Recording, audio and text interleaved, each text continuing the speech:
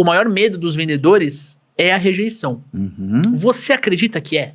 É o maior medo do mundo, não é o medo dos vendedores apenas. O maior medo de todos os seres humanos é ser rejeitado, porque ele vem, né, na teoria científica das necessidades humanas que todos nós temos. Né? Para quem já ouviu falar de Abraham Maslow, a teoria das motivações humanas, ou a famosa pirâmide das necessidades humanas, nós temos necessidades, né, que são necessidades fisiológicas, nos sentirmos bem, nos ambientes que nós estamos aqui, por exemplo, um ambiente bem iluminado, arejado, cercado de pessoas, né, que nos tragam realmente uma sensação de bem-estar, as necessidades de segurança, nos sentirmos seguros, e as necessidades de merecimento e pertencimento, e as necessidades de reconhecimento, para chegarmos na autorrealização.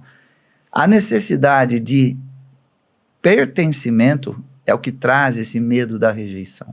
Nós queremos pertencer a um grupo. E a que grupo nós queremos pertencer? Ao grupo dos bem-sucedidos? Claro. Ao grupo dos supervendedores? Não é? Claro. Ao grupo dos que batem meta? Ao grupo dos que batem a meta e que são acolhidos e recebem um aplauso, um reconhecimento, e recebem a segurança da comissão. É isso que nós queremos. E toda vez que nós pensamos que nós não vamos conseguir isso, nós já estamos praticando autossabotagem, consequentemente, o medo de sermos rejeitados, o medo de não sermos aceitos em um grupo. E desde criança nós somos assim, desde a época das cavernas, não é verdade? Na época da caverna, o homem saía para caçar e trazia toda a sua caça para a tribo. E ele gostaria de ser o quê? Aplaudido, bem recebido por essa tribo, ou de repente ele era expulso, porque não fez o trabalho dele corretamente. Voltou ele de era mãos literalmente, exatamente, veio com as mãos abanando, Daniel, e aí ele foi expulso. Isso aqui ficou introjetado na nossa mente coletiva, no nosso inconsciente coletivo, o medo da rejeição. E N livros foram escritos sobre o medo da rejeição. Vamos pegar, por exemplo, o Fernão Capelo Gaivota, que é um clássico do Richard Bach, né, em que as gaivotas, né, elas disputam por restos de comida. E tem uma dessas gaivotas, que é o Jonathan Capelo, né, o Fernão Capelo Gaivota, que fala: por que eu tenho que disputar por restos de comida se eu posso voar cada vez mais alto, içar um voo, um mergulho profundo e pegar um peixe fresco? E a hora que ele consegue fazer isso com muito desafio, superando seu próprio desafio, e ele entrega esse peixe para o bando dele, os mais velhos olham para ele e dizem: você é louco. Vamos nos acomodar aqui, e expulsam ele do bando. Olha só. O mito da caverna, né, de Platão. A pessoa que sai da caverna e vai para a luz, enxerga a luz, chega lá dentro e fala: olha, tem luz lá fora, gente, nós não precisamos ficar aqui acorrentados. Louco.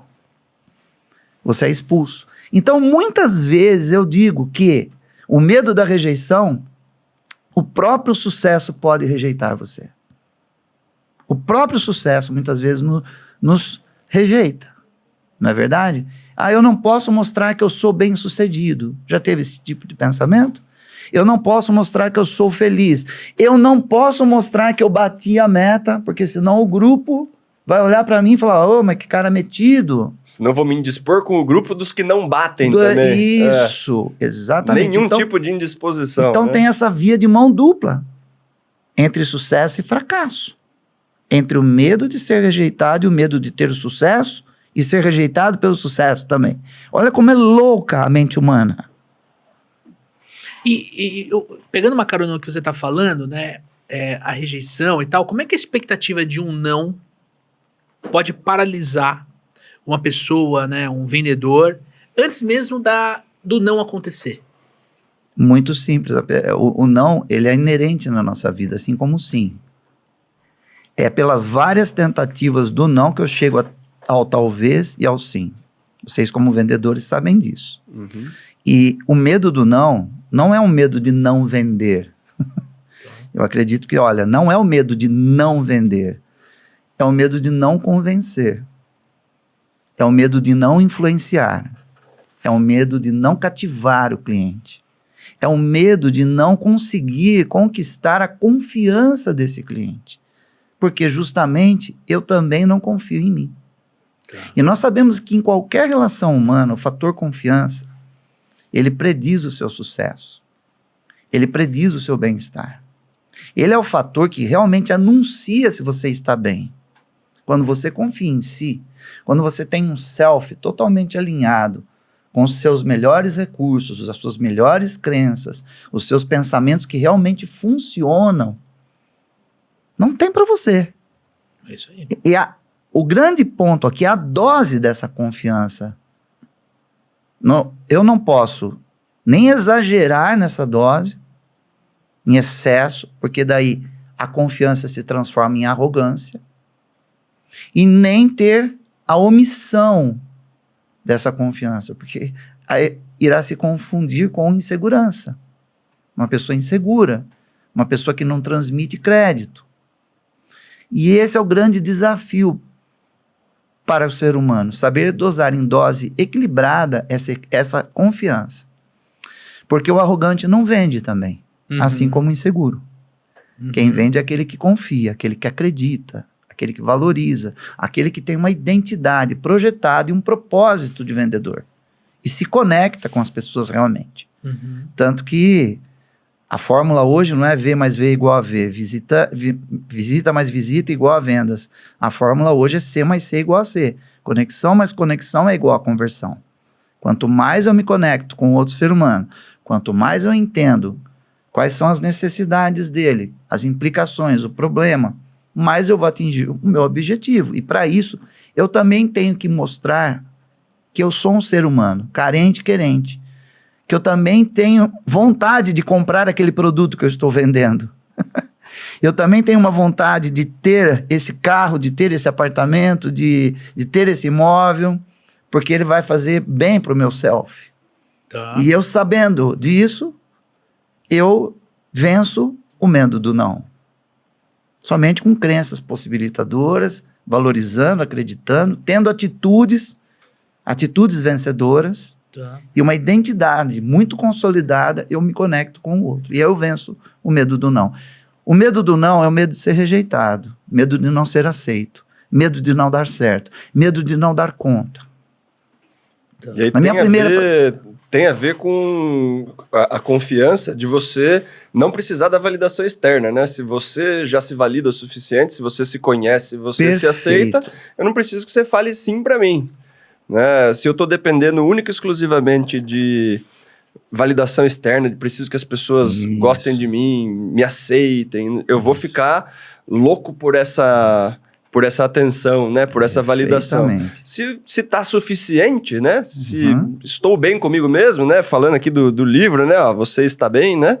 Se você está bem com você, a coisa facilita, porque você não depende do sim do outro, né? Facilita, Daniel. Você foi brilhante no que você falou dessa questão do locus de controle interno. A Carol Dweck, ela escreveu um livro maravilhoso chamado Mindset. Vocês devem, logicamente, já terem lido, visto, revisitado esse livro várias vezes, mas no livro Mindset da Carol Dweck, quando ela fala do mindset fixo e do mindset de crescimento, ela nada mais está parafraseando as ideias do Ruther. O Ruther, ele escreveu um conceito científico chamado locus de controle. E no locus de controle, percebam, existe o locus de controle interno, que é justamente esse modelo que você disse, acreditar em si. Eu sou o único agente de mudança da minha vida, eu me responsabilizo pelas minhas escolhas, pelos meus atos, eu sou o único agente de mudança na minha vida. Eu sou interdependente de você, Daniel e Leandro. O que é ser interdependente? Dependo em alguns momentos, outros momentos eu escolho não depender, e outros momentos nós trabalhamos juntos. Eu não preciso de vocês e preciso de vocês ao mesmo tempo. Isso é um locus de controle interno.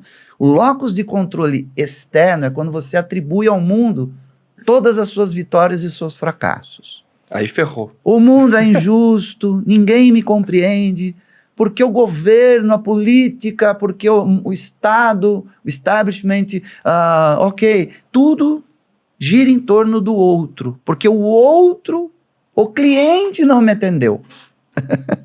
Olha, eu tentei, mas o cliente não me atendeu. Mas por que você não bateu na porta dele de novo? Ah, não sei, acho que eu fiquei com medo de levar um outro não. Então, quando você dedica, né, ou terceiriza a sua responsabilidade para o outro, você está com um locus de controle externo. E aí você vai dar desculpa para o seu fracasso, para o seu erro. E aí nós brincamos, né? As pessoas deveriam assumir o accountability, que é a responsabilidade por si pelos seus resultados. Mas o que eu mais vejo no mundo não é o accountability, é o desculpability. E pior do que o desculpability é o culpability. É quando eu culpo o outro pelo resultado que eu não obtive. Então você foi muito brilhante. Ter um locus de controle interno é acreditar em si. Saber que eu preciso do outro e não que eu sou dependente do outro.